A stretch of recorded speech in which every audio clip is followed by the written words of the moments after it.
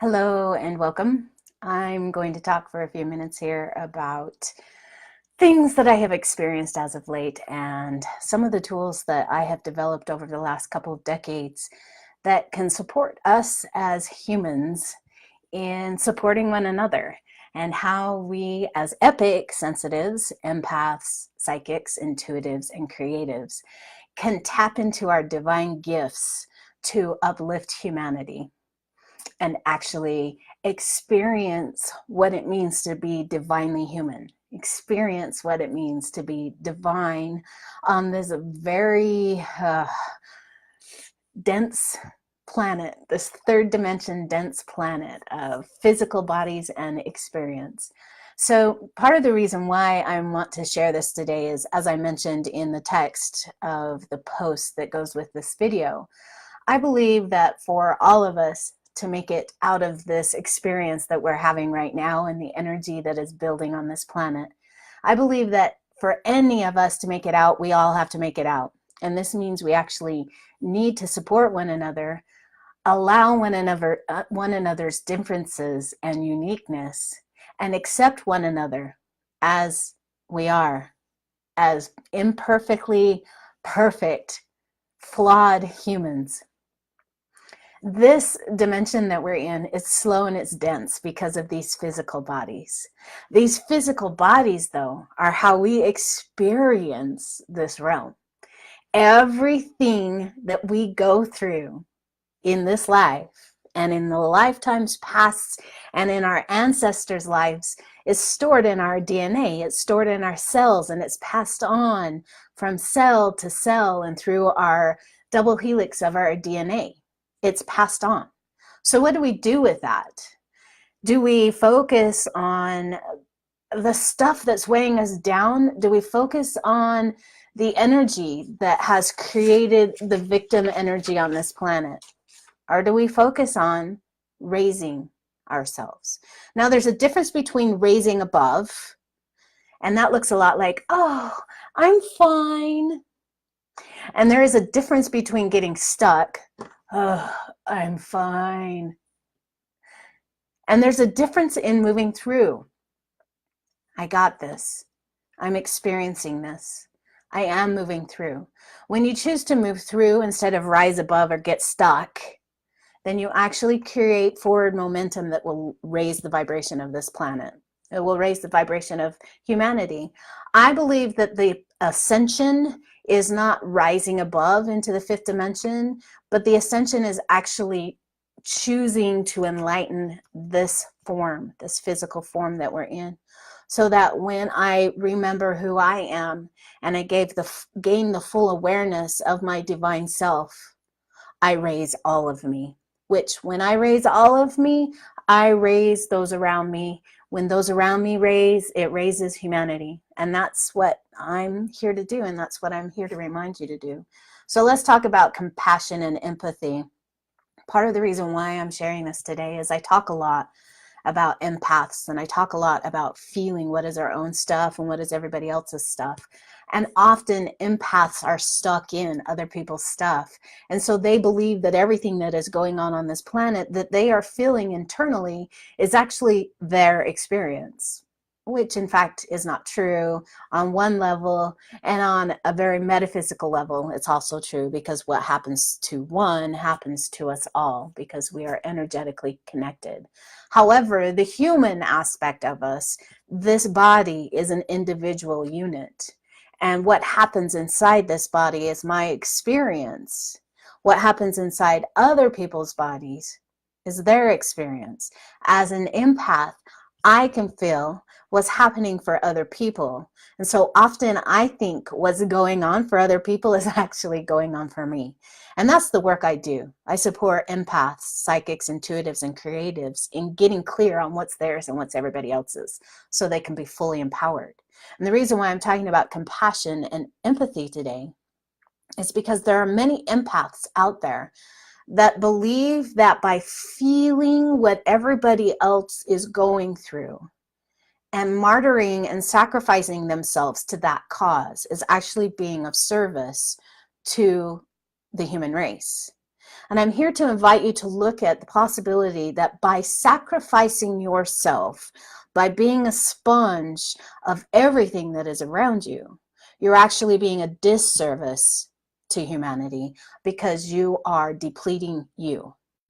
For us as epics to actually raise our own vibration, we must be clear in what is our experience and what is everybody else's, rather than being a sponge and absorbing it all and holding on to it all. When we absorb and hold on to other people's energy, we become a nuclear reactor internally, because other people's energy is like a pathogen inside our system. And so our physical body starts to break down because it has within it energy that is not it, doesn't belong to it. So compassion and empathy. Let's talk about some of the things to not say to someone who's grieving or scared or hurting. Some of the things to not say, especially in grief, when somebody has had a loved one that has just died. Some of the worst things that you can say to a person is, well, they're in a better place now. Well, it was their time to go.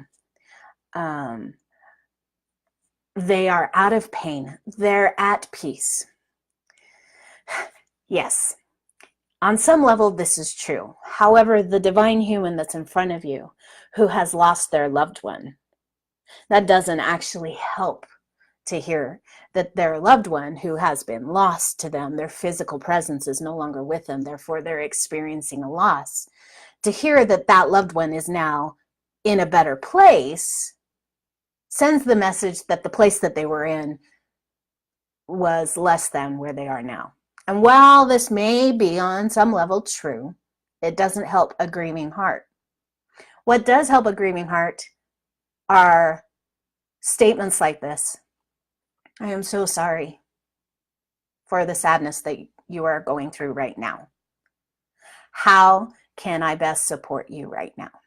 Often in that space of grieving, immense grieving, when somebody asks, how can I best support you right now? The person who's grieving may not have an answer for that. Your silence and your presence and your willingness to just be in their space and listen to them sometimes is all the support they need.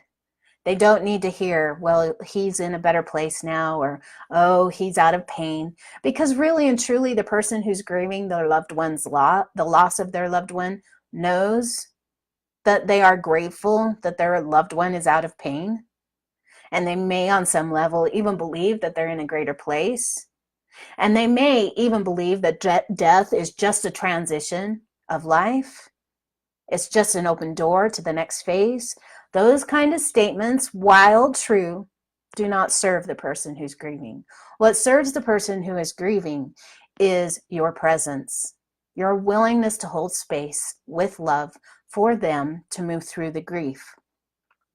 For somebody who is having a hard time on this planet, especially our millennials and our teenagers right now, those that are really struggling, when you spout statistics about why they are depressed, why they are having anxiety, when you tell them that they are depressed or anxious because their parents are screw-ups, when you spout to them that the levels of violence are decreasing on this planet, when their experience is actually that it's increasing, what happens when you say those kinds of words to people that are actually experiencing something different than what you are saying to them? It creates dissonance because their experience does not match what you're telling them is true. Now, you may have the experience that violence is decreasing on this planet, and you may have the experience of teenagers are not having a hard time on this planet. And you may have the experience that millennials are entitled, that millennials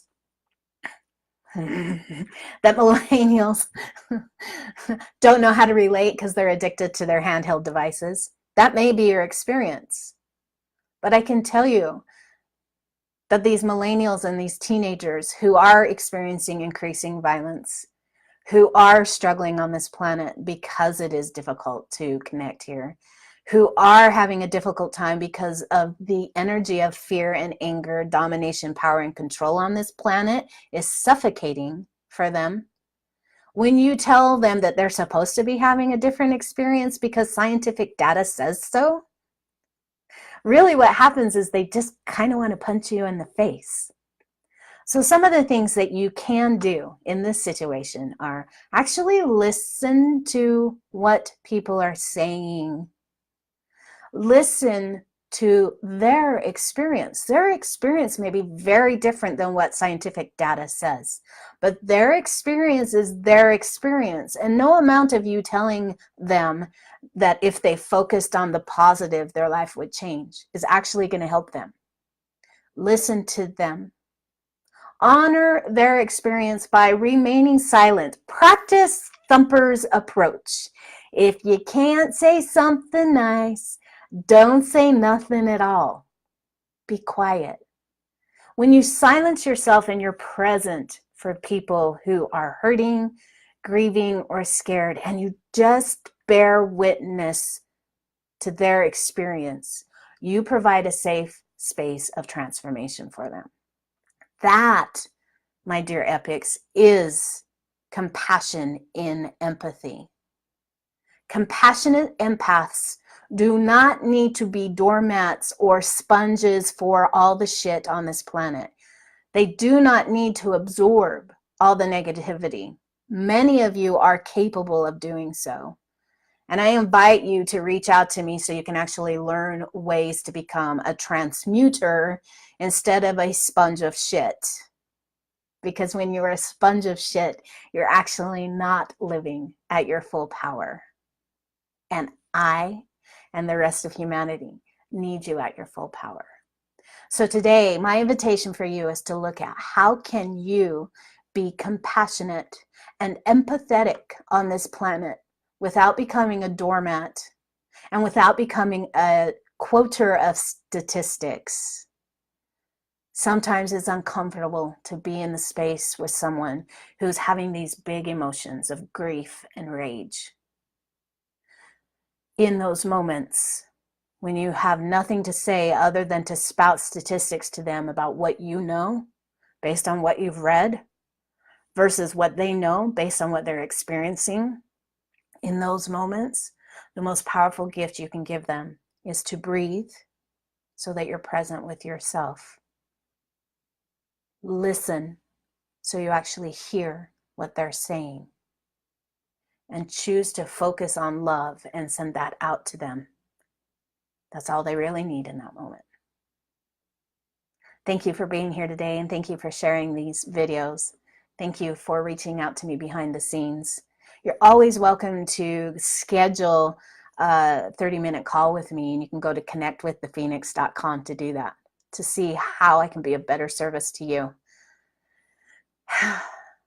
I'm really appreciating that you're here, and I'm appreciating that you choose to continue on, especially you, my millennials, my teenagers whom I love so much. And I see and I feel and I hear what you're going through. I reach out to you and I embrace you with not only my love, but with the wings of the phoenix to keep you safe.